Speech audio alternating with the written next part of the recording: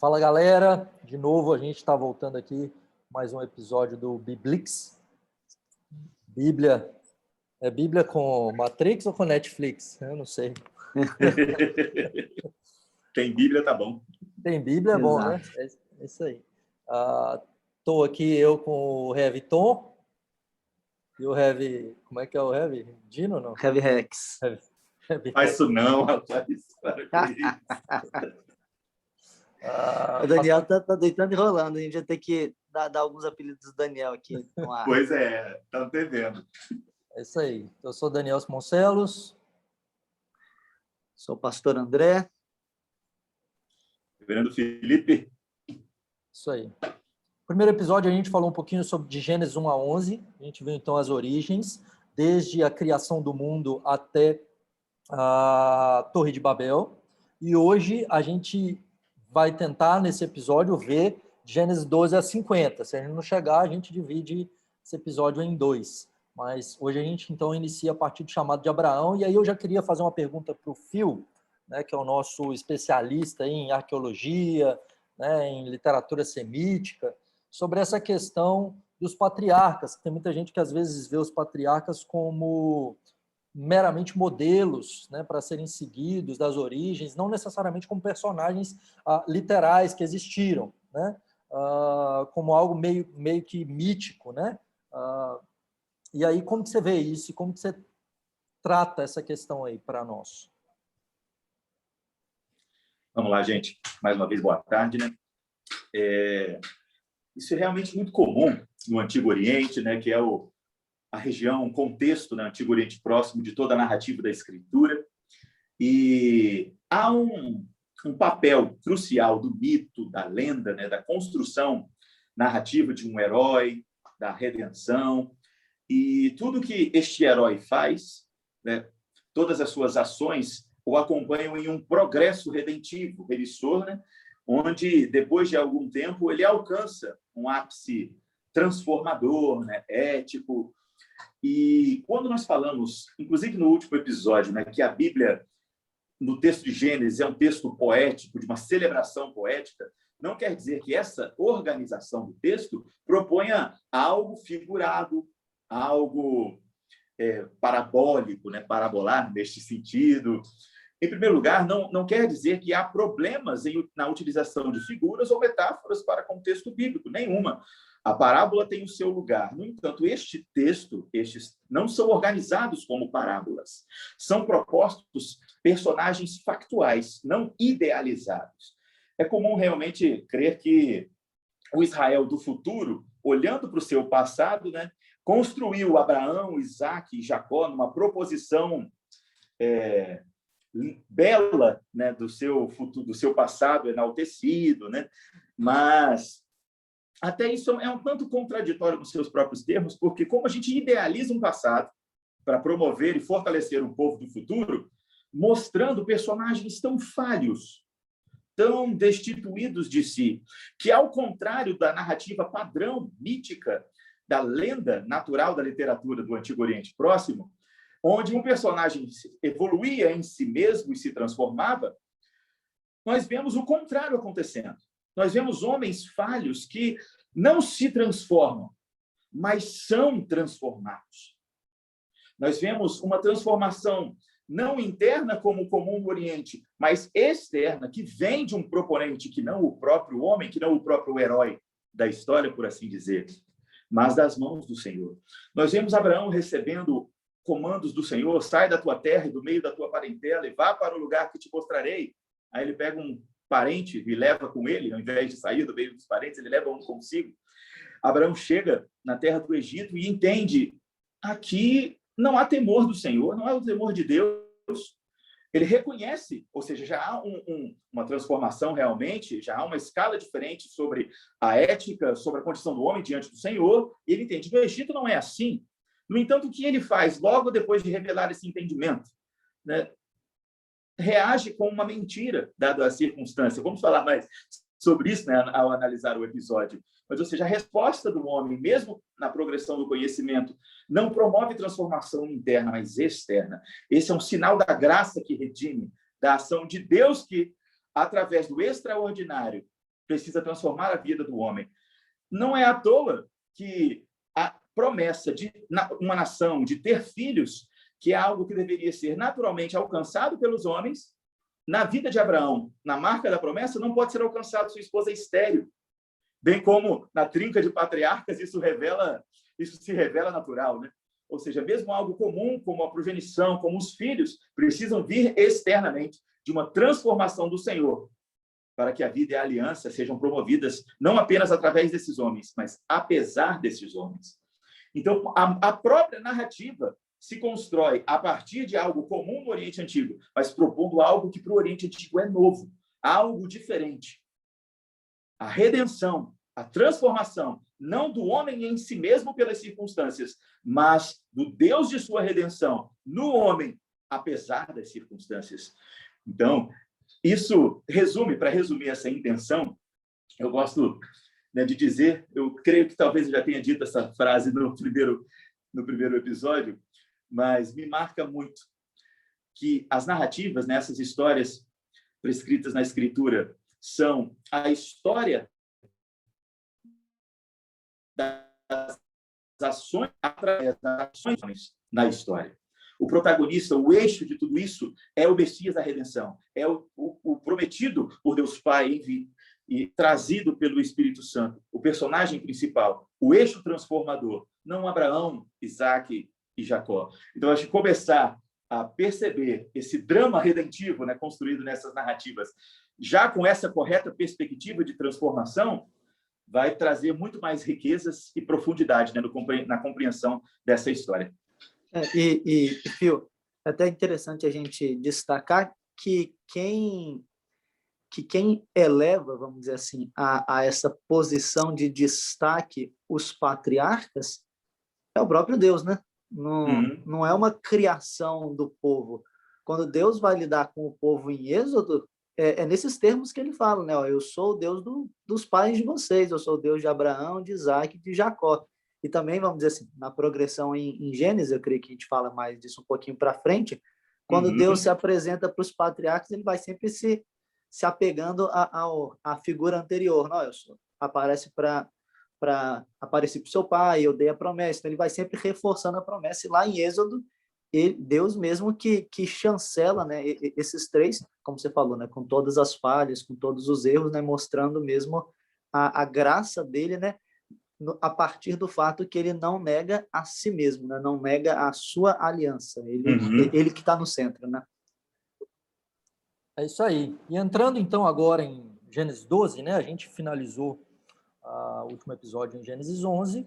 Gênesis 11 termina com a descendência de Sem, e aí dentro dessa descendência semita, né, vai terminar lá com Abrão, né, e Naor tomando mulheres, a mulher de Abrão, Sarai, e Tera, né, pegando Abrão, seu filho, e Ló, e habitando lá na cidade de Ur dos Caldeus. Então, nós iniciamos Gênesis 12 agora, de 1 a 11, mostrando as origens dos povos, a origem do mundo, a origem do homem, a origem do pecado.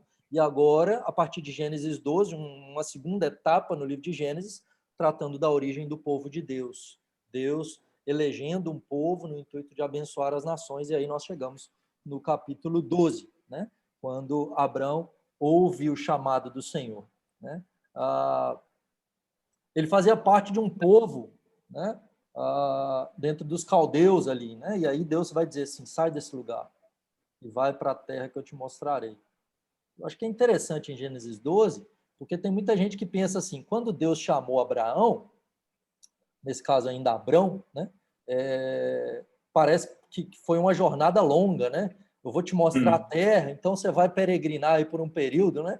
Mas Deus chama Abrão em Gênesis 12 e ele chega lá em versículo 7, né? 6 e 7 ele já chegou na terra, né? Qual que é a terra que eu vou te mostrar? Essa aqui, né? Que no verso 7 o Senhor promete a Abraão descendência, né? No verso 2, e a terra, né? Essa terra aí, então, que vai se repetir ao longo de Gênesis inteiro, né? Que é a toada do chamado, né? Para essa nação que virá de Abraão, né? Ele promete descendência numerosa, né? de ti farei uma grande nação, e depois no verso 7 ele vai dizer, darei a tua descendência, então, essa grande nação, eu vou te dar essa terra. Né?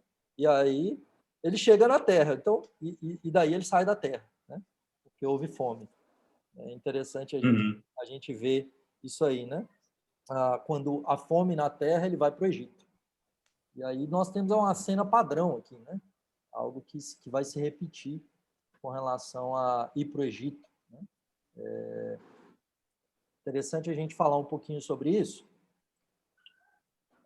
Essa questão do Egito, porque Abraão ele vai para o Egito, ele sai da terra prometida, vai para o Egito. O que acontece no Egito? Ele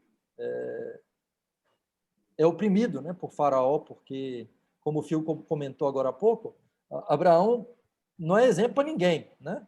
Apesar dele ser o pai da fé e ser alguém que teme ao Senhor, e parece que ele está obedecendo porque ele saiu da terra, ele fala, sai da terra e sai da tua parentela. O que ele faz? Leva o sobrinho. Assim, vai que Deus não me dá descendência, pelo menos eu tenho meu sobrinho comigo para poder continuar a descendência. Né? Não confia no Senhor. Tem fome. Deus mandou, ele falou que ia dar a terra para ele. Ele não fica na terra, ele vai para o Egito. Chega no Egito, de novo, ele mente por causa da sua mulher, dizendo só que ela é sua irmã. Né? Ele não diz que ela é sua esposa, e aí eles tomam ela. E aí agora, então, ele perde a esposa, ele sofre no Egito. O que Deus manda sobre o Egito? Né? No verso 17 do capítulo 12, pragas. Deus envia pragas ao Egito, porque os egípcios e Faraó estavam oprimindo o escolhido do Senhor, porque Deus havia prometido, eu vou abençoar os que te abençoarem e vou amaldiçoar os que te amaldiçoarem. Depende da obra de Abraão? Depende não, para que o propósito da eleição se cumpra, né? Não é porque Abraão é obediente ou não, é porque Deus quis, né? Deus abençoando gente que não presta, como Abraão, como Isaac, como Jacó, o enganador, né? A gente vai falar um pouquinho dele depois. E aí Deus envia pragas e depois Abraão sai do Egito rico. Ele sai de lá, ele entra lá, né, com pouca coisa, e ele sai de lá com muita coisa. Ele e Ló. Né? A gente vai chegar no capítulo 13 e a gente vai ver isso. Né? Então, é algo que vai se repetir em Êxodo. Né? O povo de Israel no Egito sendo oprimido, Deus enviando pragas, e o povo de Israel saindo rico do Egito. Né? Uma cena padrão. Vai se repetir em Cristo, né? Do Egito chamei meu filho também. Cristo vai de lá volta, né? Para salvar o seu povo. Isso é muito interessante, inclusive como estrutura poética mesmo proposta pelo texto, algo que vai colaborar com outro tipo teológico nosso, né? O amplo cumprimento das profecias, né? Algo que se realiza de forma pontual, apontando para algo global e total, né? No futuro, tipos de Cristo, pontes messiânicas, né? Ensinando, inclusive, além de servir, né, de mensagem de esperança, servindo também de alocação teológica. Entrada do Egito, a mentira, isso já é um alerta, porque, em primeiro lugar, Sarai era meia-irmã de Abraão, só que, no entanto, não é apenas isso. Né? O fator principal e essencial aqui, ela é a sua esposa.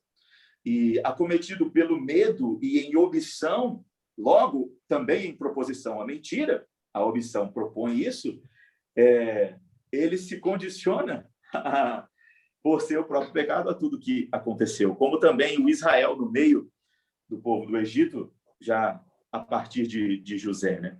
Então, com certeza, essa alocação inicial, que se repete e se reproduz, apontando e sendo construída, né, progressivamente, inclusive até o Cristo, dá não só segurança, como certeza dessa progressão, né? Esse encaixe de fatos mostrando essa unidade dos acontecimentos. Isso não só serve de prova também, como não pode ser algo simplesmente idealizado, como os fatos conectados se mostram sequenciais, com os seguintes, presos também à realidade do tempo e do espaço dos povos envolvidos. Nós vamos ver ao longo da exposição dos textos, em outros episódios também, como há ecos das narrativas da Escritura, nas narrativas de outros povos também. É um marco, né, no tempo e no espaço. Tanto que o argumento de hoje, principalmente dentro da teologia liberal, não é simplesmente argumentar que estas narrativas não são reais e são meramente fictícias, mas é dizer que talvez estas narrativas não sejam, então, originais da história de Israel, mas acontecidas em outros povos, já que elas podem ser verificadas, e então aproveitadas na idealização, na construção ideal do Israel, do reino do futuro, né? Aqui a partir de Salomão e a partir do exílio, né? Mas a unidade desses fatos vai comprovar o oposto disso tudo. E como essa proposição, desde o seu princípio, já foi tão conectada, né? E é interessante...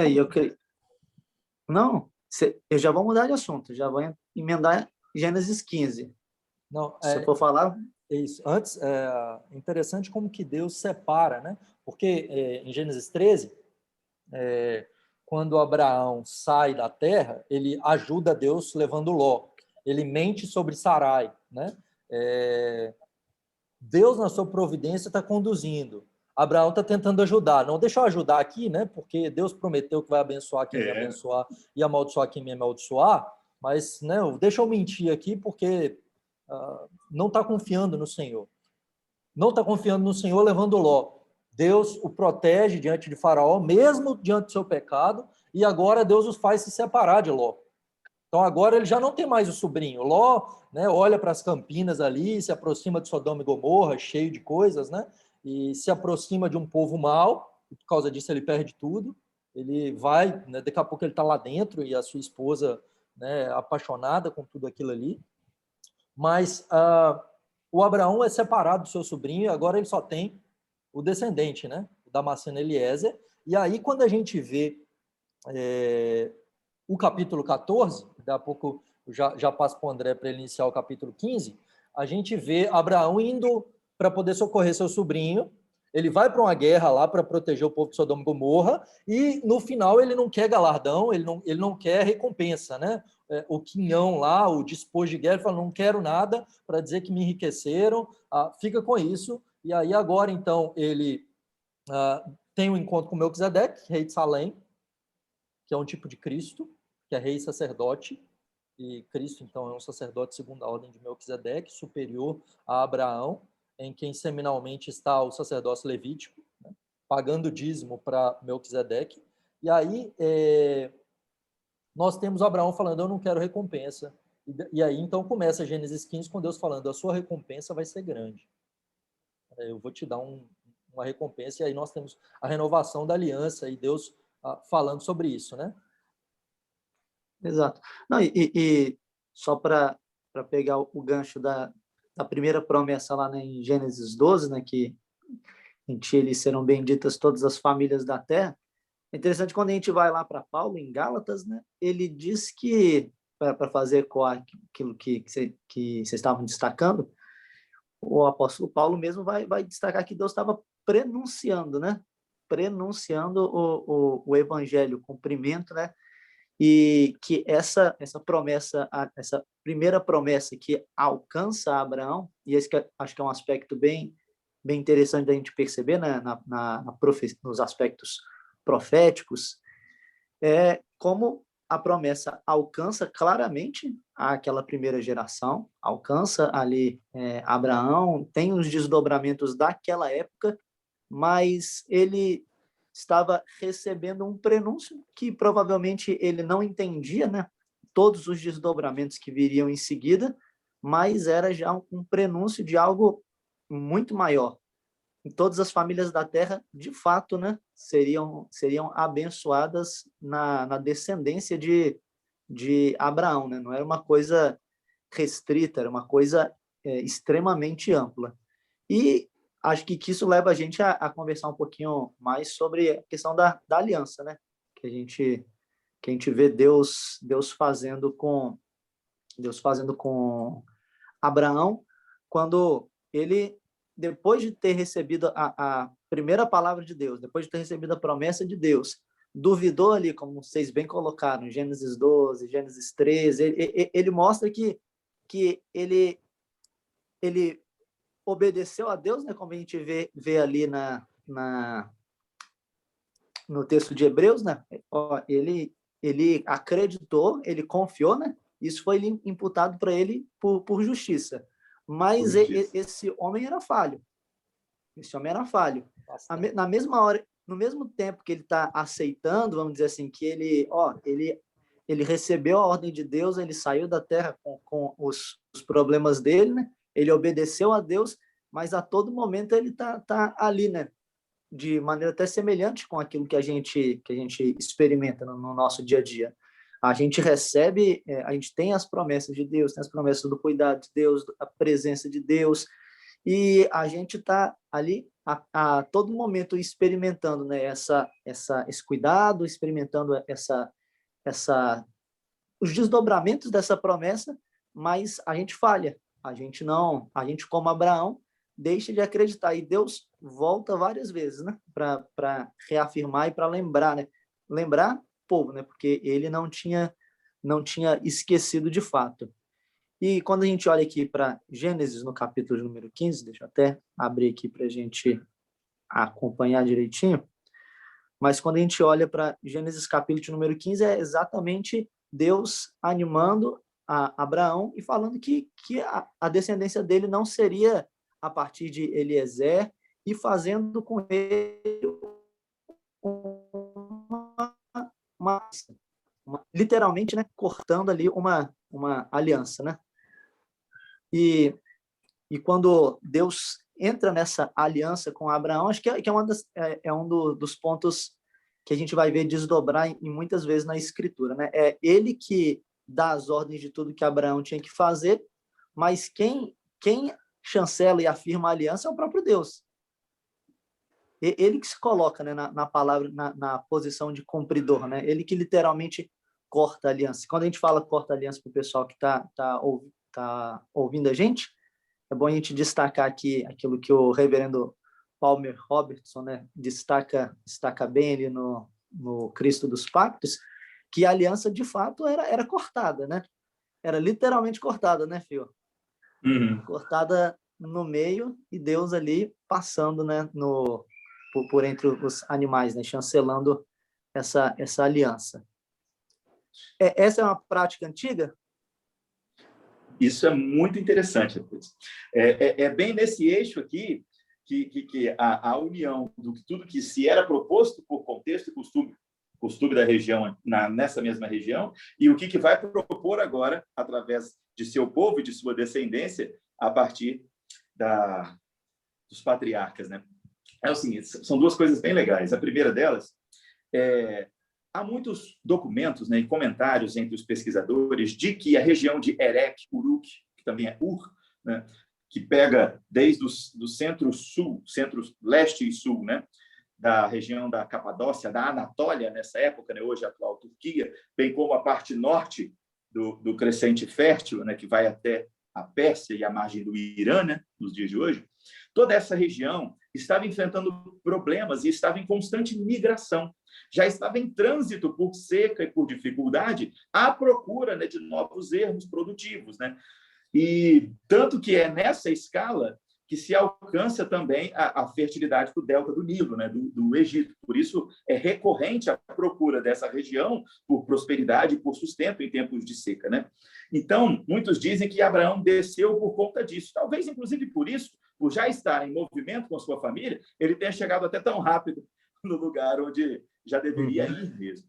E Canaã, né, trazendo para os termos mais afáveis à cultura de Israel, né, para conhecer bem a região, Canaã era um intercurso, era um meio do caminho para muitas destas migrações, onde muitos ficavam de passagem, mas nem sempre podiam permanecer, por causa, inclusive, da fertilidade do local. Algo que ainda ia encontrar seu ápice, ela ainda iria se tornar a terra que mana leite e mel. Ainda não está lá, isso ainda iria acontecer.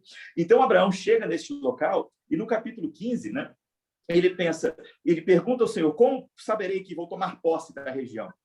Como tomo posse dessa promessa, desta terra que está prometida? E não à toa, Deus traz um contrato natural dos habitantes dessa região. Como que se tomava posse de uma terra ou de algum bem, valor que é trocado, como se assumia um compromisso de propriedade, com um acordo e um sacrifício. A palavra dos dois contratantes, né, dos dois homens, onde cada um traria o seu animal, partiria o animal no meio e, como o texto apresenta, viraria as costas para a fronte dos outros. Os dois homens que estavam para assumir um compromisso pariam entre os animais, um contra o outro, olhariam um para o outro no meio e continuariam caminhando. O que isso quer dizer? Era um compromisso, que se aquele que não cumprisse a sua parte no acordo, seria promovido sobre ele aquilo que fora promovido sobre os animais. Então, o sangue dele seria derramado, aquele que não cumprira com o acordo. E o fogo que consome o animal sela esse acordo, sela esse compromisso, é tipo a assinatura do compromisso. Só que o que aconteceu? Abraão entendeu, é o contrato de posse, vou fazer um contrato de posse aqui com Deus.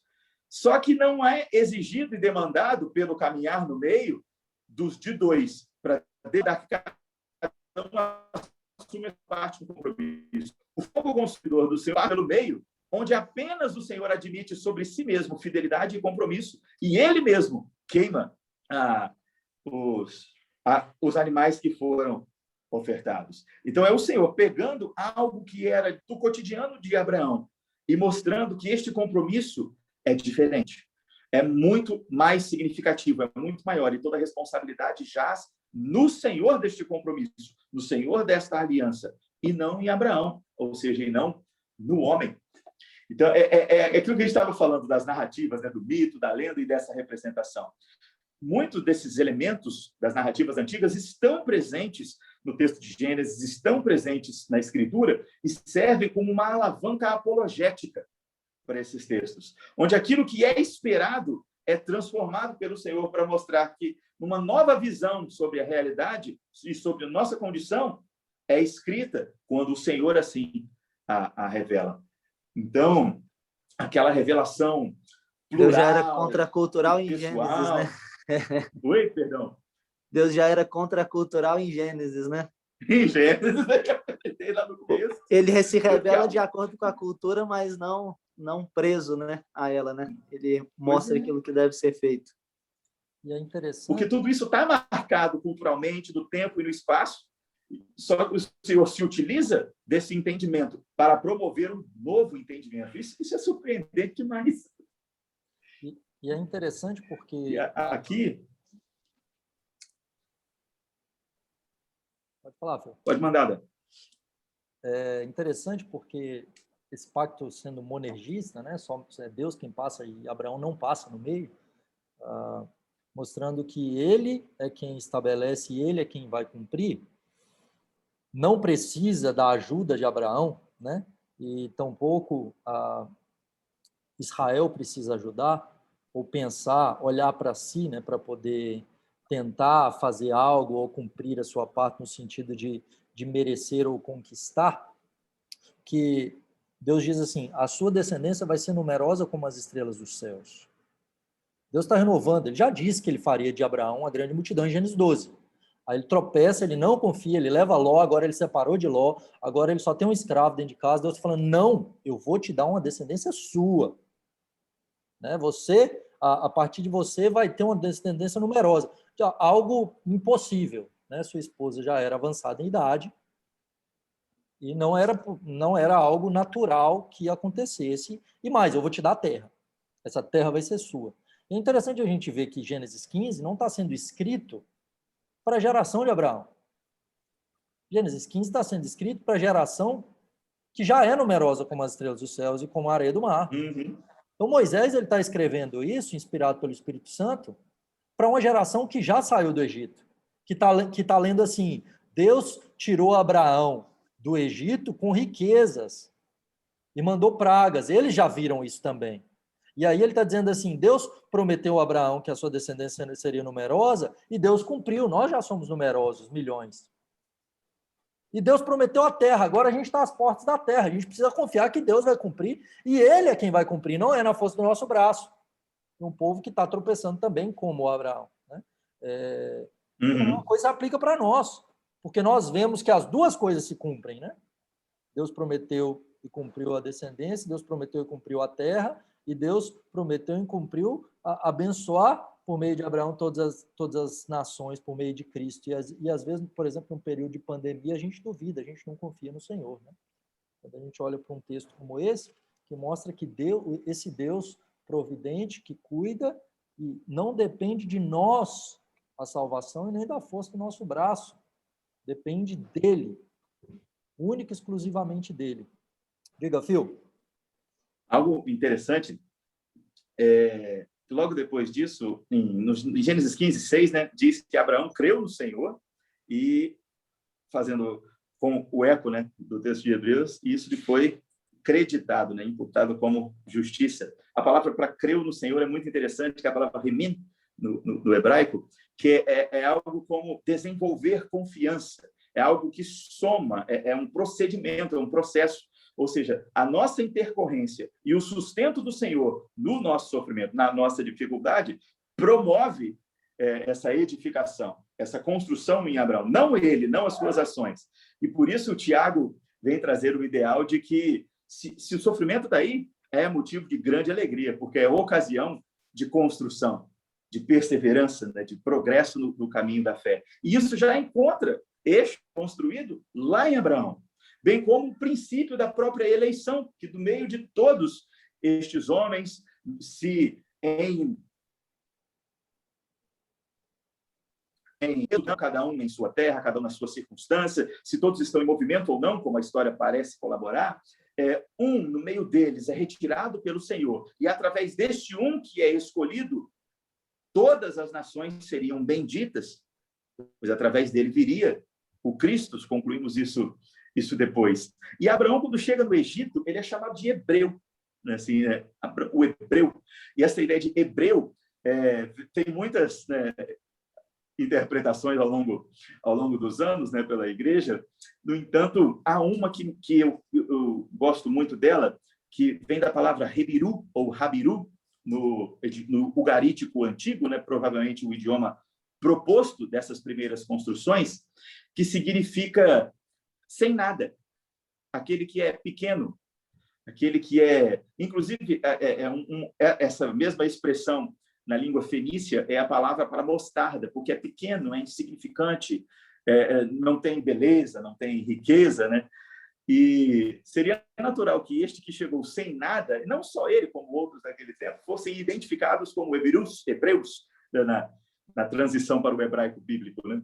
Então, esse que é reconhecido por ser nada, por estar sem nada, pela providência do soberano Senhor, passa a significar algo, passa a receber riqueza. E mesmo apesar das intercorrências da sua ansiedade, do seu ímpeto e da sua natureza pecaminosa, ainda é transformado. Isso, na verdade, diminui o nosso protagonismo, anula o nosso protagonismo, porquanto declara completamente a nossa dependência e suficiência do Senhor. Então, esse germe que é trabalhado em toda a Escritura, a eleição, essa construção, a providência, tudo começa aqui. Por isso, Gênesis é o livro dos começos, como a gente conversou um pouco, né, no último episódio. Principia todas as coisas, inclusive o povo de Deus. Por isso, quando o reverendo Daniel traz o eco histórico de que este texto está sendo escrito com um público diferente da época narrada. É o povo no Êxodo, o povo no Egito sendo liberto,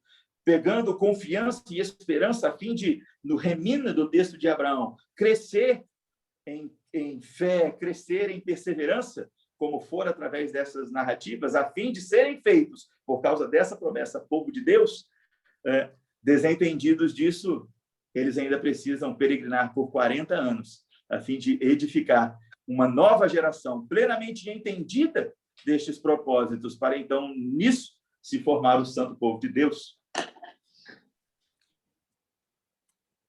Prosseguindo, né? Então, a gente tem Deus renovando a aliança, Deus falando, eu vou te dar descendência. O que é que acontece em Gênesis 6? Você fala assim, não, então agora Abraão creu.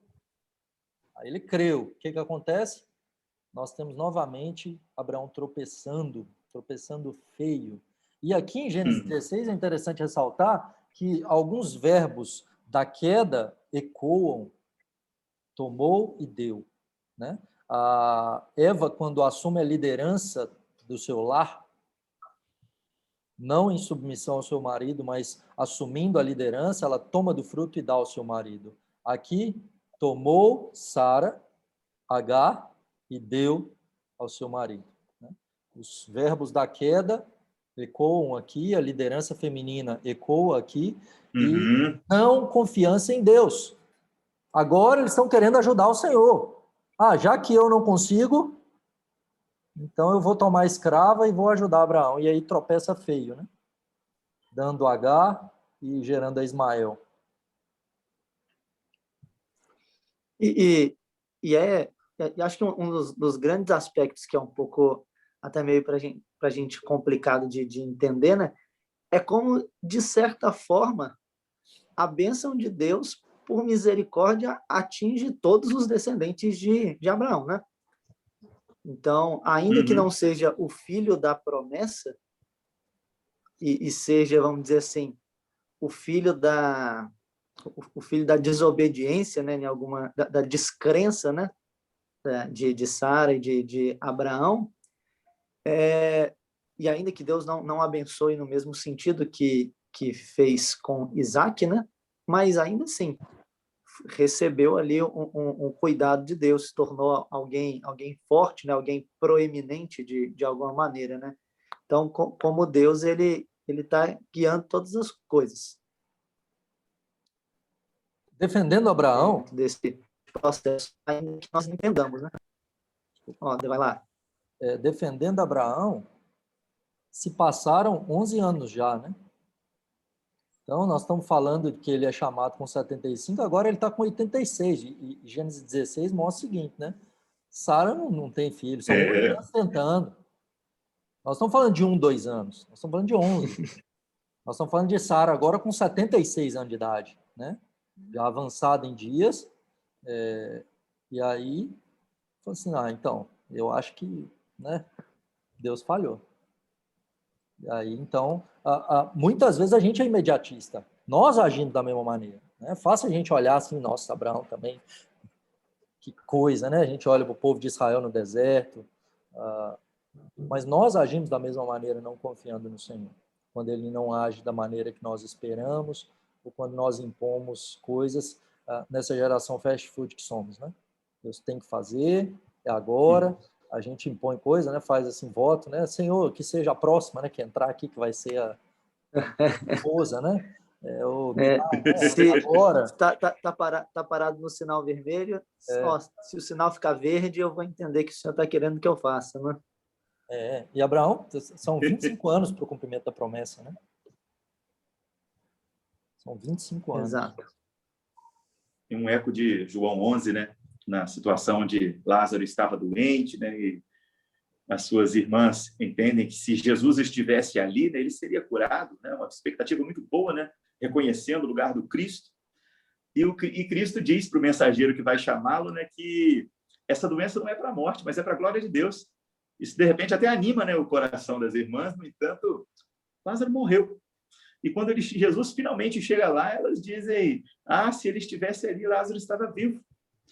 E Jesus aproveita esse sofrimento delas e exercita sobre o lugar do Cristo, sobre quem realmente ele é, a vida que realmente ele é, a ressurreição que realmente vem dele, porque o compromisso de Cristo não é com as expectativas dos crentes, mas com a glória de Deus, como ele mesmo traz. A doença não é para a morte, mas para a glória de Deus. E não apenas um doente fora curado, mas um morto fora ressurreto. E não só muitos ali creram, como as últimas tratativas daquele episódio que culminaria no sacrifício do Cordeiro, começaram a acontecer a partir dali, né? Apesar de Cristo não suprir as expectativas delas, Deus nele, em seu Filho, não só agora supera pela ressurreição, mas como através deste sofrimento e participando desse sofrimento com elas, porque é ali que chora Jesus. Ele eleva o caminho de fé delas. Então, aqui nesse texto, esses elementos vêm trazer igual perspectiva de que o compromisso de Deus, bem como a fidelidade de Deus, é para consigo mesmo, para com a promessa e a transformação que ele vai empregar, não com as expectativas do povo, não com os desejos do povo, não no tempo do povo, enquanto cresce em procedimento e em experiência o conhecimento, a revelação e a fé desses mesmos homens, da fé e da identidade como filhos da promessa, como filhos da aliança, e então como povo de Deus. E como o reverendo Daniel trouxe, né? Igual como a primeira mulher, como os pais que pecaram, e assim declara Isaías, né? Teu pai pecou e os teus guias, né, prevaricaram contra mim. Ou seja, o intento do homem entregue a si mesmo e o caminho do homem por si mesmo fora sempre esse. E sendo passado algum tempo, já agora considerável, Abraão, mais uma vez, toma por si uma emenda, né?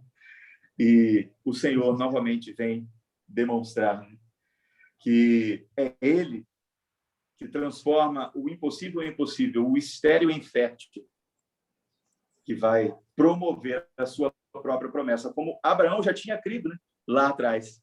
Mas parece que, se não vem no nosso tempo, a gente costuma novamente tomar pelas nossas mãos, né, a resolução dos nossos desafios e desajustes. E veja como é a graça de Deus, porque depois esse tropeço é crasso, né? É terrível. Mas Gênesis 17 vem com Deus renovando o pacto de forma belíssima, né? Novamente prometendo, cortando a aliança, né? O reverendo André comentou, né, sobre a questão do caráter aqui, né, a aliança, o berit, então, que é o cortar, que é justamente essa alusão ali, o que é feito em Gênesis 15, né, os animais cortados ao meio, que é a maneira como o estabelecer uma aliança no mundo antigo. E aí ele vai dizer, então, eu vou fazer essa aliança com você e eu vou te multiplicar, eu vou te dar descendência, você vai ser pai de uma numerosa multidão, e ele muda o nome de Abraão, de Abrão, né, de pai exaltado, para Abraão, pai de uma multidão, né?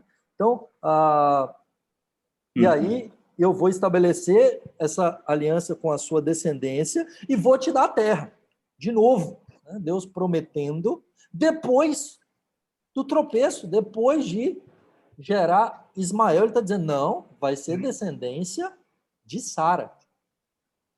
E agora com 90 anos, né? Agora ele está com 99 e Sara está com 89. Né? Isso, 99. Um ano antes. Você passa mais? Passaram-se 13 anos, né, do nascimento de Ismael. Ismael está com 13 agora, e estão circuncidados. Não, e é uma ação. Deus queria santificar mesmo Abraão, né? Porque com 75 para 99 já dava para poder ter desistido mesmo de muita coisa, né? Então, é bastante tempo de Abraão esperando e Deus falando, não, ó, renovando a sua promessa, né? Então, a bondade aqui de Deus, né?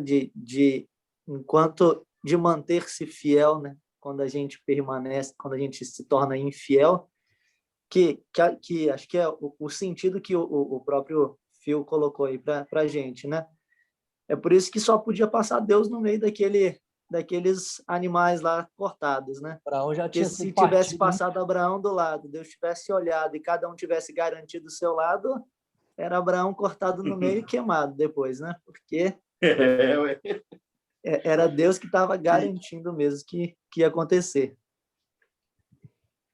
E aí, é legal que, agora que ele repete e reafirma a sua promessa e aliança para Abraão, há também inclusive, mudando o nome, né? Há também uma marca, porque Sara ganha um novo nome. E a expressão Sara, de maneira um pouco diferente da sua primeira expressão, é aquela que é a primícia, a riqueza. Por isso, tende-se a traduzir por princesa, né? Por principal, por prêmio.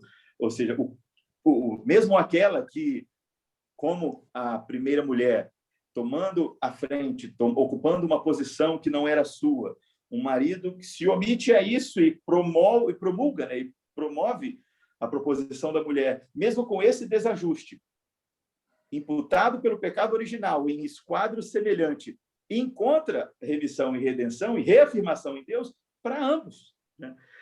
vem dela, ela ainda é essa que a partir de Eva virá, né, a semente, essa é a linhagem redentiva, é a linhagem da aliança, ela ainda ocupa o papel que deveria ocupar frente ao senhorio de Deus, através também da proposição do patriarca de Abraão. E nomear os nomes, como a gente falou, né, também um pouco no episódio passado, é uma marca muito crucial destes textos, porque o nome é aquilo que define o destino, é aquilo que define a função, é algo muito especial. Por isso, é muito normal que o homem no ambiente antigo tenha de 2 a 3 nomes. Um que ele recebe do batismo, que é uma proposição da família, uma proposição dos pais para o seu destino. Outro, que é o nome, título, que recebe da sua região, do seu ofício, do seu lugar de origem, né? E é muito vinculado à terra, porque a terra, a herança que recebemos é a herança da terra, do produto da terra e da própria terra. Logo, só temos a herança se permanecemos na nossa terra. Então, há sim uma posição de desprendimento de Abraão quando larga a sua herança, a herança do seu nome, do seu destino, e vai para lugar de herança nenhuma. Então, há posição de confiança, mesmo quando há também disposição de lançar as mãos do próprio destino, como por algumas vezes já falamos hoje. Então, Abraão deixa a sua herança natural e, por isso, também recebe novo nome, novo propósito, novo destino ao Senhor. Herança muito mais significativa. Então, dar nome é uma proposição muito essencial de sujeição e de domínio para aquele que recebe o nome, com aquele que lhe dá o nome. Não à toa, Adão cumpria a aliança dando nome aos animais, né? Não, sujeitando e dominando a natureza como a prerrogativa principal. Então, Deus, quando faz isso e reafirma este compromisso, ele mostra como ele está em posse desse destino e é ele que vai dirigi-lo ainda mais de uma vez, né? Muito bom. E aí, agora, Deus não desce... Você ainda vai falar no mesmo tema? Eu ia falar que Deus não desce só para dar boa notícia, não, né? exato. Tem os dois, vamos dizer assim, tem o lado da pregação e da misericórdia, né, que a gente gosta de falar normalmente com mais tranquilidade, né? Deus desceu para poder reafirmar a bondade, né, a promessa dele ali sobre Abraão, mas ele desce com outra finalidade. Inclusive fala para Abraão que finalidade é essa, né? Uhum. E aí tem uma conversa engraçada, né? Diferente ali. Volta, né? Os olhos agora para Ló, né? Para a história que separou de Abraão por um período, mas que era fiel, né? Ló era um homem temente a Deus. É interessante a gente ver isso, que Ló era alguém que era fiel, mas que vai parar dentro de Sodoma e Gomorra. Não faz sentido nenhum, né? Você vê esse homem lá dentro, não faz sentido nenhum. E aí Deus decide compartilhar com Abraão o que ele ia fazer com Sodoma e Gomorra.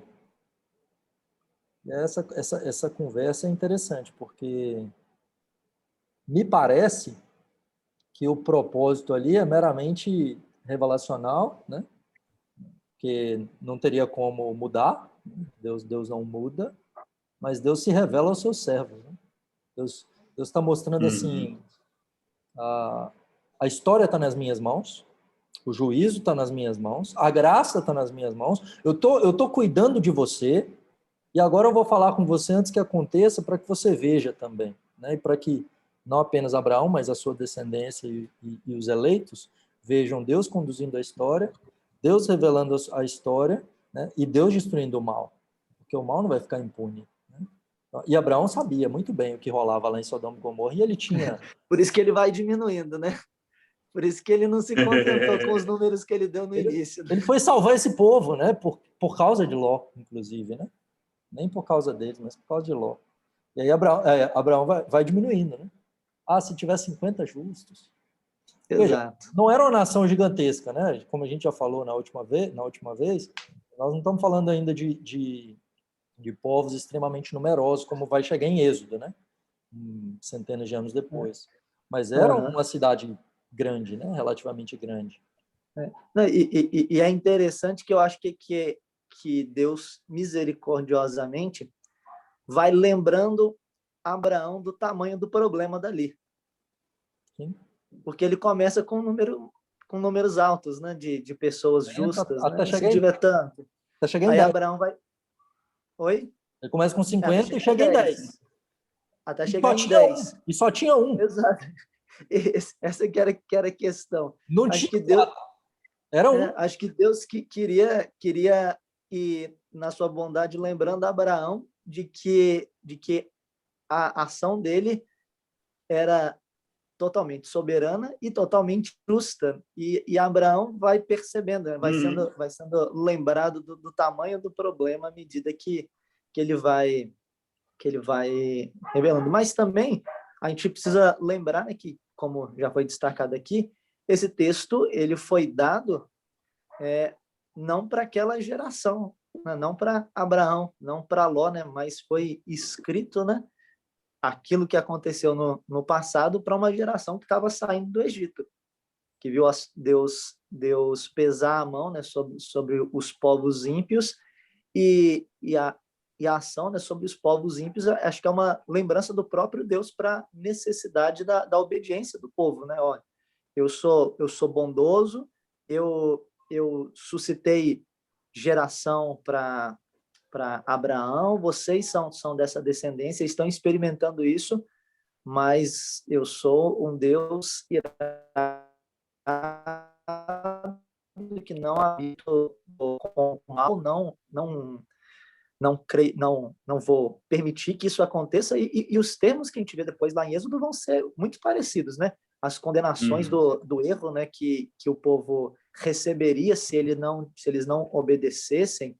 Então, Levítico, né, e tanto Êxodo quanto Levítico fala que eles seriam vomitados, né, da terra se eles se tornassem idólatras e imorais. Então, Deus mostrando a seriedade da obediência, né, e do bem para o povo através de um povo pagão que foi destruído no passado, né?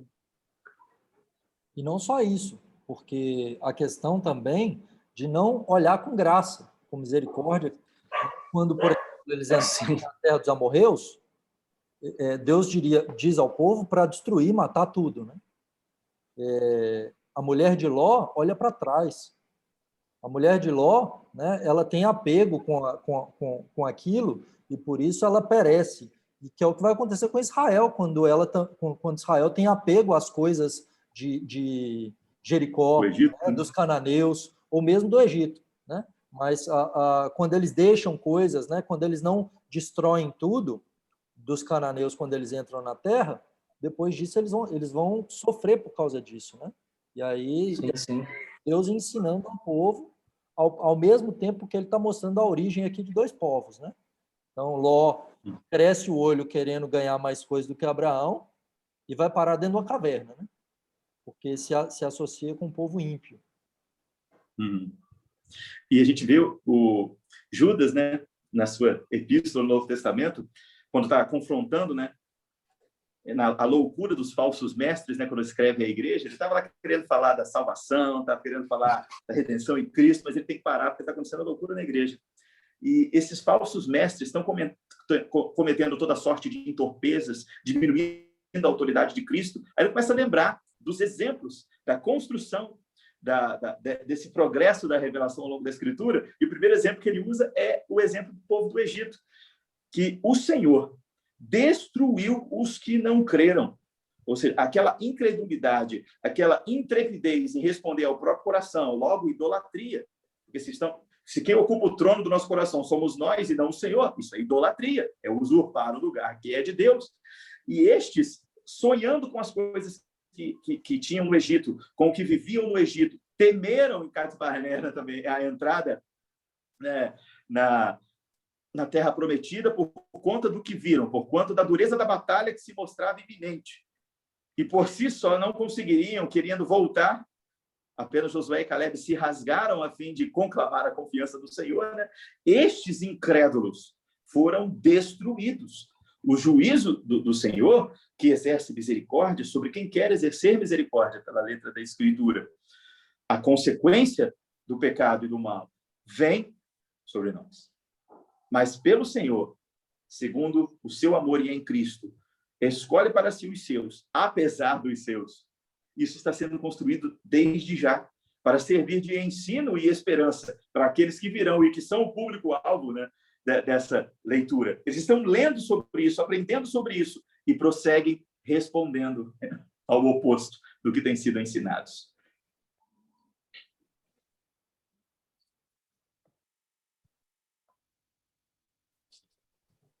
Ló sai de lá, a cidade é destruída, né? Fogo desce ali naquela cidade. A ideia parece, Phil, eu não sei muito bem da questão do hebraico aqui, mas me parece dessa visão de uma explosão, de algo acontecendo ali, né, em Sodoma e Gomorra. Eu não sei se a gente pode dizer que houve alguma erupção vulcânica, não sei se é possível a gente afirmar isso olhando só para o texto, né? Mas me parece que a cidade é completamente destruída. E aí, você tem alguma questão com relação a essa destruição, não? Então, ao longo da história, Sodoma e Gomorra não figuram apenas na narrativa bíblica, né? São cidades que aparecem, por vezes com o mesmo nome, por vezes com nomes diferentes, mas semelhante descrição, em várias narrativas do povo antigo, né? do Oriente Antigo. E essas cidades, as margens nortes, por exemplo, do Mar Morto, né? Há uma carta ao rei Haradad, algo mais ou menos que ecoa nos tempos um pouco antes do êxodo no Egito, né? do povo no Egito, mais ou menos uns 100 anos antes, essa carta do rei Haradad ao príncipe do Egito, dizendo o golpe fulminante do fogo consumidor que, em palavras do nosso tempo, matou o Mar Morto. por assim dizer, não são bem essas palavras, mas essa é a intenção de seu texto, comentando sobre a destruição dos deuses, né, sobre o barulho, o pecado. A palavra barulho é uma palavra intimamente ligada à noção de pecado e de distúrbio, né, do mundo espiritual nas culturas antigas, falando mais ou menos dessa extremidade ou norte ou extremidade sul do Mar Morto. Inclusive, comentaristas mais modernos utilizam esse, entre outros documentos, e pela quantidade extensa de enxofre na região, a tratar ou de uma erupção vulcânica a partir do fundo deste mar, né? Maremotos que tragaram as cidades, e por isso eles propõem escavações lá, algo que pelo tempo já não produziria o que se espera delas, né?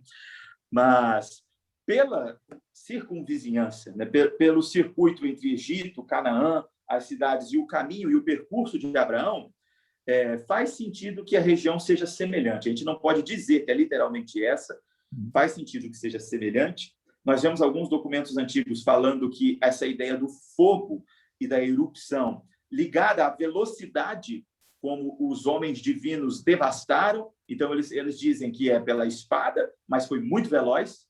Outros dizem que a terra abriu, né, e com a sua língua em chamas, né, engoliu as cidades. Fato é que essa destruição fora tão marcante que ela ecoa em outras narrativas, e a destruição divina e pelo fogo parecem sempre vivazes nas descrições, seja por uma via ou por outra. Grande marco aí acontecer. O próprio texto vai dizer, né, que subia fumaça, né? Viu que da terra subia fumaça como uma fumarada de uma fornalha, né? Meio que lembrando essa visão, essa figura da explosão, né, como um cogumelo de fumaça. O texto nos dá essa ideia, né? E aí nós temos a origem de outros povos, né, surgindo aqui, que são os amonitas e os moabitas, algo meio terrível, né? Então, assim, se a ideia fosse de personagens, né, trazendo por si mesmos, né, algum tipo de redenção ou de bom caráter, Ló, que é justo, a Bíblia vai chamar Ló de justo, né? Ele comete incesto com as duas filhas, gerando dois povos que vão dar problema para Israel lá para frente, né? Moabe e Amon. Ele é embebedado pelas filhas aí, dando origem a dois povos que se tornarão povos inimigos, extremamente problemáticos, né? para Israel lá na frente. Consequência, né, da desobediência, né? Exato. Da o mesma pecado forma que gera pecado, que gera sofrimento, que gera juízo, né? Assim como Ismael. Da mesma forma que Deus tem misericórdia, por um lado, ele trata com misericórdia, né? Então você vê que esses povos que poderiam ter sido extintos aí facilmente, né? Foram perpetuados e geraram um problema, né? lá na frente para o povo de Israel, né? Então Deus, ele na sua sabedoria mostra, né, que ele é misericordioso, mas as consequências do pecado, né, são sempre sérias e são sempre tristes, né? Então, galera, não vai dar para a gente chegar em Gênesis 50, né? Então, nós vamos parar só em Abraão. Até Gênesis 22 a gente vai. E aí a gente entra agora no capítulo 20, que é quando Abraão e Sara peregrinam lá em Gerar, né? No terreno filisteu. Quando Abraão novamente mente. Nós estamos vendo Deus conduzindo, Deus abençoando, Deus chamando Abraão para confiar, renovando o pacto. Ele agora prometeu, né, que daria descendência para Abraão e Sara. Muda os nomes, como o Phil comentou, dizendo, olha, ela vai ter um filho, eu vou dar descendência para ela, né? Eles não confiam, na verdade, Sara ri, né? Ele fala assim, você riu sim. Ela vai dizer assim, não ri nada. Ela mente, né? Mente para o Senhor. Não ri não. Fala assim, você riu. E por isso Isaac se chama Isaac, né? Literalmente quer dizer riso, né? Mas Deus fala assim, daqui a 1 ano você vai ter um filho. Agora Abraão chega lá entre os filisteus. E Abraão não confia, de novo. Abimeleque. Eu acho que o Phil podia comentar para a gente também essa questão do nome, né? Porque vai repetir lá em Gênesis 26, parece que é um eco. Será que o narrador aqui está... Né? Uhum. Será que é mentira? Né? Porque Isaac comete o mesmo problema. A gente não vai falar sobre Gênesis 26 hoje, a gente retoma isso no nosso próximo episódio, cenas dos próximos capítulos. Estejam com a gente, acompanha aí, né? Mas o que é esse Abimeleque, né? Esse camarada viveu bastante, parece. É uma expressão natural para a gente, um nome pela função. Quando nós não temos um nome, nós nomeamos pela função que ocupa. A gente vê Abimeleque presente ao longo de vários trechos da história bíblica. O filho de Gideão, por exemplo, né, com a Siquemita, aquele que quer se tornar o primeiro rei de Israel, né, do Israel de Deus, né, e ele se chama Abimeleque. Abimeleque é da palavra Avimelech, né, que é aquele que é pai de reis, aquele que é um rei por dinastia, um comandante comum. E isso é natural mesmo em outros idiomas, no Antigo Oriente, o acadiano principalmente faz muito isso, o garítico, nomear por função direta quando não se tem um nome bem descrito. Possivelmente esse nome seja uma representação da sua função, não bem um nome próprio, né? Então é um rei, um governo que começa a ser constituído nesses últimos séculos, não é algo novo essa nova era, né, por assim dizer, pós-diluviana. E este descendente de reis, proponente de reis, esse Abimeleque, Abraão chega em suas terras, como o Isaac chega nas terras. Talvez a relação seja garantir que serem as mesmas terras ou a mesma situação, não necessariamente o mesmo indivíduo, Sim. Mas também para promover uma ligação na transposição entre os homens como homens e Deus como Deus, a partir das gerações, né, destes três. Por isso, algo comum aos dois. E, como o Daniel falou, a gente vai falar sobre isso, né, no próximo episódio, quando chegarmos bem em Isaac. Né? E Abimeleque é interessante que é tanto um título para o rei dos filisteus, que no Salmo 34, se não me engano, que é quando Davi se finge de louco, né, perante Aques, lá em 1 Samuel 26, eu acho, 21, se não me engano, quando ele finge louco, é Aques, né, em 1 Samuel 21. No Salmo 34, no título do Salmo lá, diz assim, que ele se fingiu de amalucado perante Abimeleque, né? Assim, mas é Abimeleque ou é? Abimeleque. Não, Abimeleque é um título, né? Então, interessante a gente pontuar isso. E tem um fato curioso na passagem que acaba ficando um pouquinho nas entrelinhas, né? Que é o aspecto da beleza, né? De Sara, que já não era uma jovem, né? Já é uma coroa, né? Pois é, e aí se levanta a questão, né? Quando eu estava até dando uma passada nesse texto, da vitalidade, né, dos povos antigos, e tem alguns comentaristas que falam, eu acredito até que eu já conversei isso por cima aí com o Phil em algum momento, mas alguns comentaristas que falam que a gente vai vendo uma diminuição no vigor das pessoas à medida que Gênesis vai se desdobrando vamos dizer assim, porque o fruto da vida dava o vigor para as pessoas e isso vai se perdendo com o tempo. Então, as pessoas vão vivendo menos. Mas aqui em Abraão, em Sara, a gente ainda via pessoas com idade maior, com vitalidade maior, né? Então, a gente conversou sobre isso, Fio, antes? Ou não foi com você? Olha, eu acho que foi comigo, sim. Eu não estou lembrado dos termos exatos, mas acho que a gente conversou, sim, acho que foi ano passado, inclusive, Talvez. no comecinho lá do ano passado. Bom, há duas coisas bacanas da gente trazer para os termos do texto. A primeira delas, eu acho um pouco complicado entender que o fruto da vida foi ingerido e agora ele está perdendo o efeito, porque o Senhor, primeiro, em sua sentença, que coloca os guardas do caminho do fruto, a espada que se revolve e refuge, o anjo que guarda o caminho, para que o homem não tome do fruto e então perpetue o mal, né? A gente sabe que o fruto, que a árvore da vida, é um sacramento, né? Logo, é um sinal visível, tateável, da promessa invisível. Só que, ou seja, o sacramento, ele exercita essa promessa invisível, que é fruto, né, que é resultado da aliança cumprida. O homem não cumpriu. O Cristo cumpre, e nele recebemos essa vida. Logo, eu acho difícil que o homem, como não cumpriu e tendo caído, tenha tomado parte deste sacramento, deste fruto, antes de poder cumprir, como não era possível mesmo para ele. No entanto, há uma explicação mais natural, e vou dizer aqui, arqueológica para isso, pois o dilúvio, por exemplo, esse cataclismo, ele não é impossível ou não reconhecido pela ciência. Pelo contrário, há sítios, há descritivos que nos conclamam que houve um cataclismo, sim. O que é rejeitado, ou mesmo não é da esfera científica, é determinar se a origem dele é divina ou natural, né?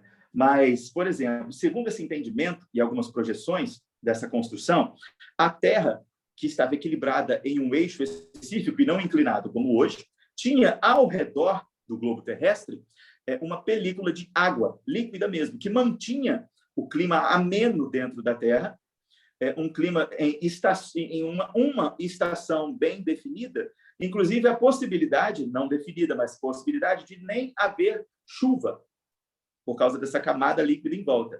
E que o dilúvio resultaria do rompimento da camada líquida de cima, bem como do esvaziamento dos vácuos terrestres, né, da água que subiu, descendo e subindo água ao mesmo tempo. Abriu as comportas, né? Isso, claro, isso é uma teoria, mas encontra, sim, certo embasamento. E, visto tudo isso, a água que subiu e que desceu, da mudança por conta do cataclismo, dessa pressão da subida e da descida, a mudança do eixo da Terra, o clima deixou de ser ameno como era. E, além dessa possibilidade natural, vem o dito do Senhor em ocasião de anunciar o dilúvio, dizendo: o espírito não habitará, não participará mais disso, seus dias serão 120 anos. Porque, além da possibilidade de que, literalmente, o homem agora viva menos, porque o espírito age menos nele, porque o clima mudou e agora a realidade infere mais pesadamente sobre o nosso corpo, sobre a nossa saúde, sobre a nossa condição, em ocasião, os homens já passam, mesmo na narrativa bíblica, a viver menos. A gente vê, antes do dilúvio, a galera alcançando os idos de quase 1000 anos. Agora, após o dilúvio, já começa a diminuir de 300 para baixo. A gente vê mesmo aqui nos patriarcas, isso sendo ainda um pouco mais diminuto. Ainda assim, mas ela é 70, de 90 anos, seria uma Sara hoje de 50 anos, por exemplo, se a gente for considerar essa diferença em construção. Claro que isso aqui é só uma possibilidade. Abraão vai morrer com 175 anos, né?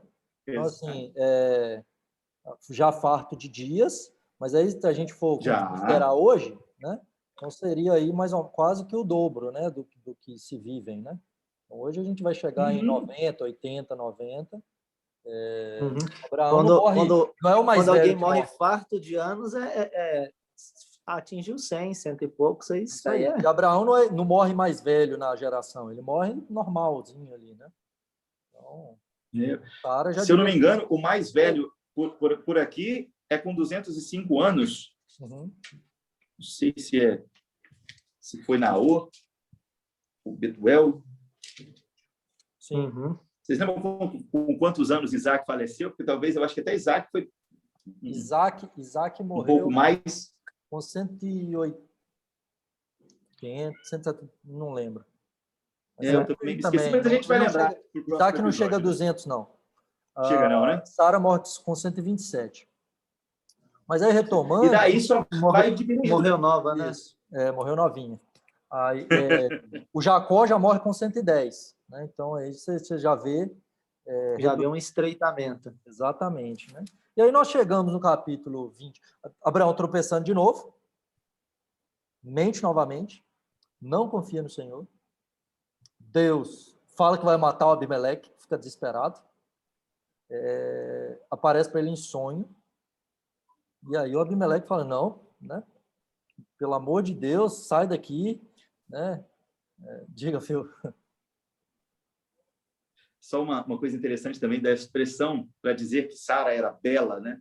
Essa expressão ecoa, né, na voz de Salomão lá em Cântico dos Cânticos, quando ele fala da formosura, né, da Sulamita, que não é só algo físico também, mas tem essa conotação, ela era bela, fisicamente mesmo. No entanto, tem uma segunda conotação nesse anagrama que forma essa palavra, que é algo do caráter, é algo da ação, é como se porta, é o que é. Ou seja, a beleza manifesta, tanto pessoalmente e aqui também por Sara, não é apenas uma beleza realmente inusitada e fora do comum no físico, mas também exposta pelo caráter e pela identidade. Então, o que Sara fazia e ela também refletia essa condição diferente, algo diferente das demais. E isso eu acho muito interessante na construção da identidade de Sara, que, inclusive, quando vai morrer, é a única mulher que ganha um capítulo da Bíblia só para isso. Só para narrar os seus últimos dias. E a única que tem a sua idade revelada também. Realmente. E é interessante, né? Porque ela que é estéril, Deus faz com que as outras, o povo lá, né, as mulheres lá de Gerar fiquem estéreis, né? E aí a gente entra no capítulo 21, que é interessante como que Moisés ele enfatiza algumas coisas, né? 3 vezes ele enfatiza que Deus cumpriu a promessa. Agora, 25 anos depois, agora Abraão tem 100 anos, agora Sara tem 90 anos, ele vai dizer, visitou o Senhor Sara, como lhe dissera, primeira vez. O Senhor cumpriu o que havia prometido segunda vez. Sara concebeu e deu à luz a um filho, a Abraão na sua velhice, no tempo determinado que Deus lhe falara, terceira vez, né? Então, 3 vezes ele enfatiza o seguinte, Deus cumpriu a sua promessa.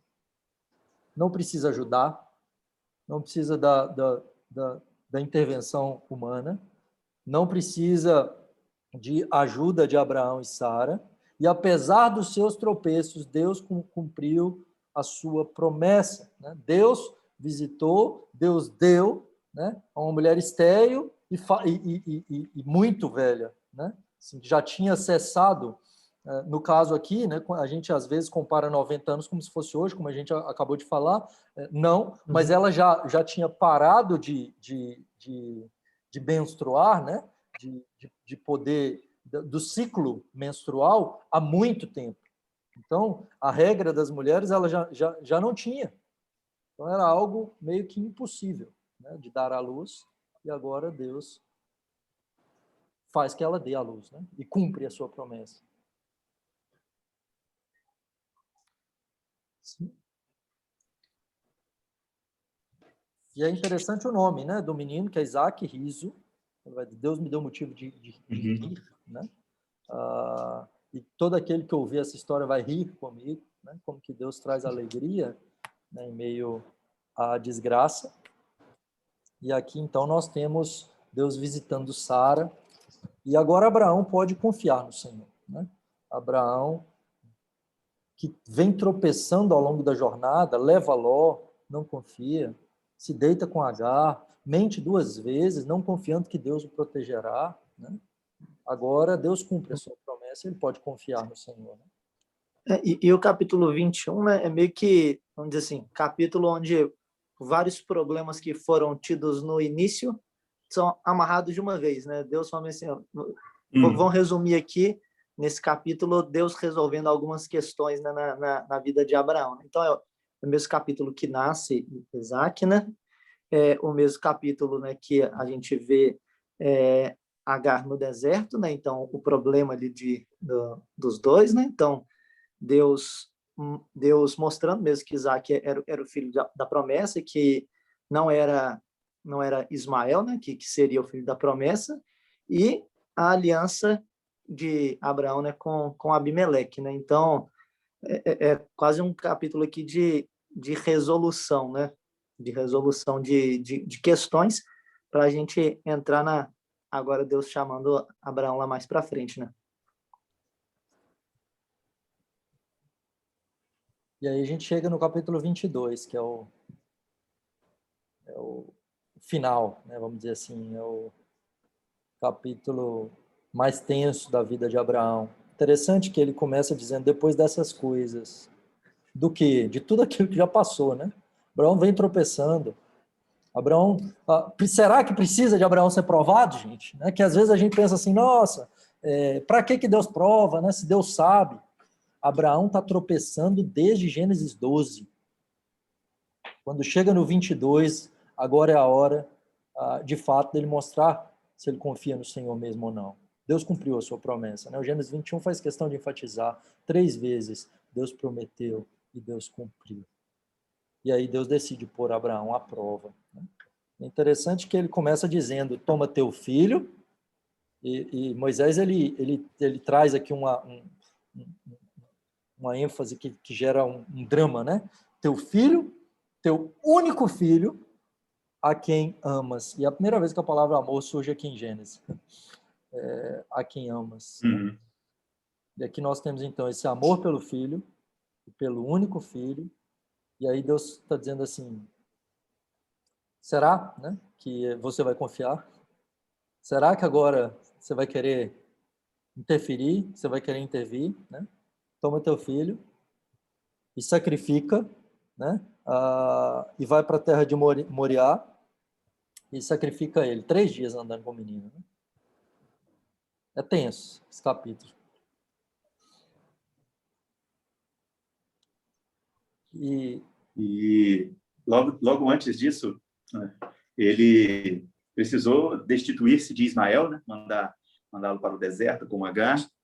E há muitos comentários, né, pelas leis de Ur-Nammu, né, entre outros documentos, falando que era uma prática comum, né, tomar de concubinas e ter filhos, que esses filhos tomariam a 1/3 parte da herança, por exemplo, né, e que eles, se traziam problemas para a descendência, poderiam ser destituídos, ser expulsos, mas diante de um tribunal, para que pudesse ser recorrido caso essa destituição fosse negligente, caso não houvesse propósito, apenas descaso, né?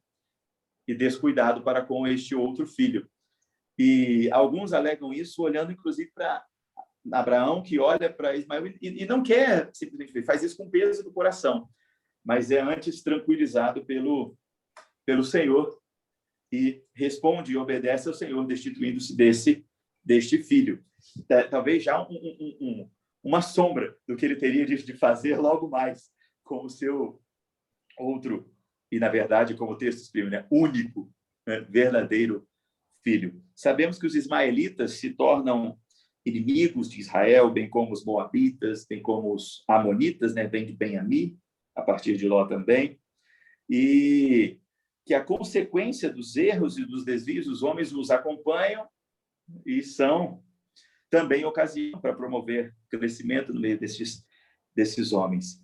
Mas o filho, o único filho, o verdadeiro filho da redenção, tipificado nessa instrução final aqui a Abraão, nesse processo que começou lá no capítulo 12, veio progredindo, acontecendo, Abraão creu e agora Abraão finalmente responde, abstendo-se por completo, né, de si mesmo para que seja o Senhor. A alcunha que lhe é outorgada por pai da fé, no sentido não apenas de ser aquele que teve muita fé, mas aquele que outorga o que é o processo de edificação da fé, aquele que coroa a sua descendência com o progresso do caminho da fé a partir do Senhor dessa mesma fé, uma construção, uma progressão, como a gente pôde ver em todos esses capítulos, que encontra nesse último aqui, né, a razão final, né, de todas as coisas. Isso não pode ser idealizado simplesmente. Isso não pode ser figurado simplesmente. Se são esses fatos que buscam não só ensino, mas repetição e progressão ao longo de toda essa construção, principalmente porque, como já dissemos tantas vezes, o público que lê este texto, que é alcançado por este texto, é o povo do Êxodo. É uma identidade fortalecida no povo, como fora fortalecida e construída no seu progenitor.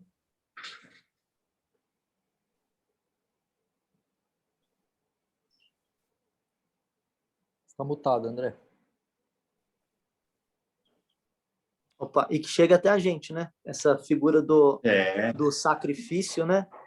De Isaac, que, vamos dizer assim, seria exigido, né, da parte de Abraão, mas que, na verdade, Deus que proveu, né, o sacrifício, né? Deus que proveu o cordeiro, Deus que pagou, né, vamos dizer assim, o preço, né? Ali onde, mais uma vez, Abraão, ali, apesar de estar sendo testado, de alguma forma Deus está mostrando mais uma vez, né, que ele está debaixo da aliança e Deus é que está provendo tudo, né? Deus é que está espiando, Deus é que está pagando ali, né? Então não seriam eles que pagariam com sangue, né, aquilo que aconteceu, mas Deus mesmo estaria provendo para si um cordeiro, né? Deus estaria lidando com a situação. Então, promessa que não chega só para eles, né? Não é só para aquele povo. Hoje a gente pode olhar, né? Olhar para essas coisas com mais revelação, da chave do Novo Testamento como chave de interpretação para o Antigo, né? E perceber que Deus estava ensinando coisas mais profundas, né? E que a gente também tem mais responsabilidade à luz disso.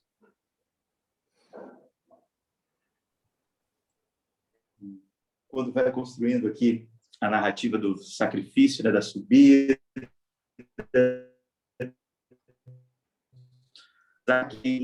o cordeiro do sacrifício, que Abraão indaga que Deus irá prover, Deus há de prover, com confiança, né, firme, né, inabalável, como antes não acontecera, antes ele se lançava, né, para suprir com as próprias mãos aquela emergência, aquilo que se mostrava agora, não, agora ele demonstra confiança, e essa confiança é construída também em caráter no filho. Há um comentarista que tenho visto que fala algo bacana sobre a expressão amarrou, né, que amarrou Isaac. É uma palavra do texto hebraico que demonstra que não houve, por exemplo, resistência. Tipo, Isaac foi amarrado, né, segundo esse comentarista. Eu, particularmente, ainda não olhei essa palavra, mas achei muito interessante.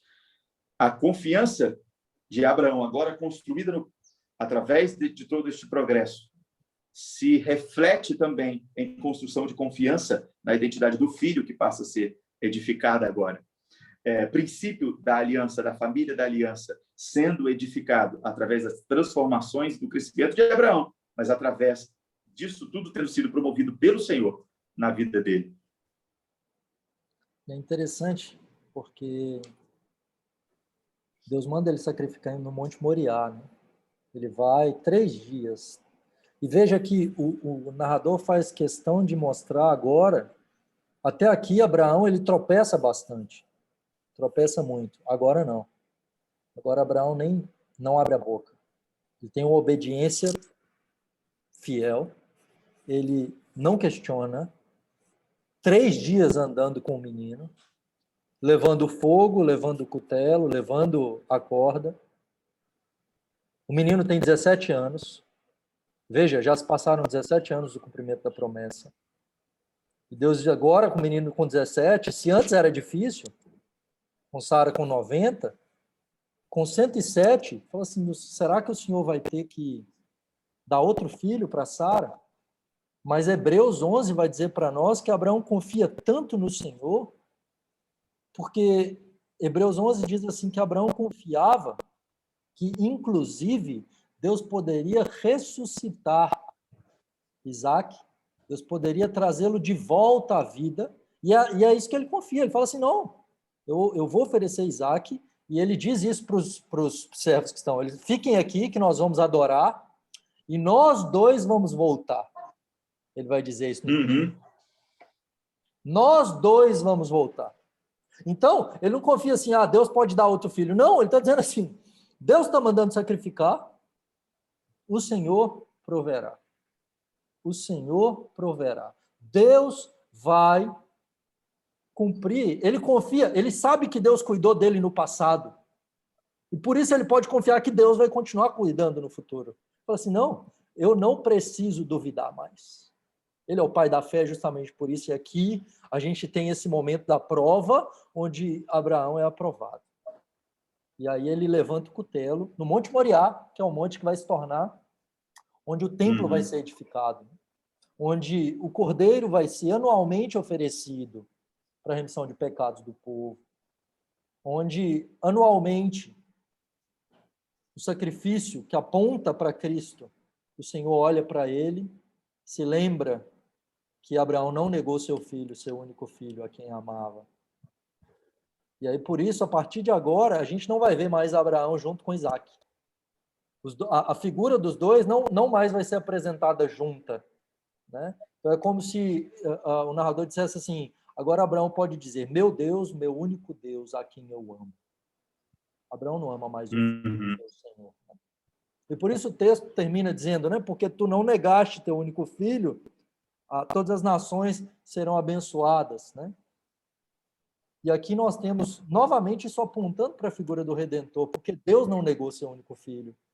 E porque Deus não negou seu único filho, Amém. Todas as nações podem ser abençoadas. Porque Deus não negou seu único filho, a gente pode ser salvo, né?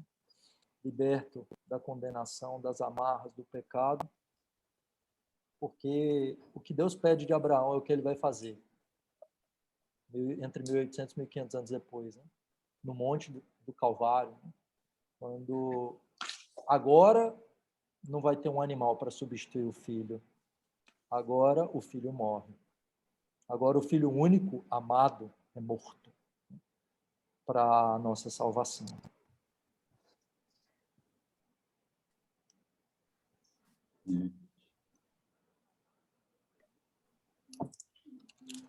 Amém. Louvado seja o nome do Senhor. Amém. Amém. Fechamos o capítulo 22. Últimas considerações aí, se alguém quiser fazer. E aí a gente apresenta as nossas redes.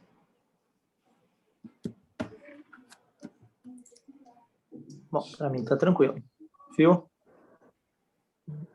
Tranquilo também. Eu acho que a gente pode usar... Eu queria falar um pouco sobre o sacrifício, né, da substituição no Antigo Oriente, mas eu acho que é o eixo que a gente pode começar o próximo episódio. A gente relembra, né? Fechou. Por hoje. Por hoje é isso, galera. Me sigam nas redes sociais, @DanielConcelos. André CB Lima e Entendendo o Tom. Pode seguir lá que vai ser bom. Isso aí. E I Feel Good, Fio com FHYL, que é o meu fio, né? Mas I Feel Good, estamos lá. Top. Valeu, galera. Deus abençoe vocês. Fiquem por dentro aí. Ajudem a divulgar nosso podcast Biblix. Deus abençoe. Um abraço. Um abraço. Até mais, gente. Tchau, tchau.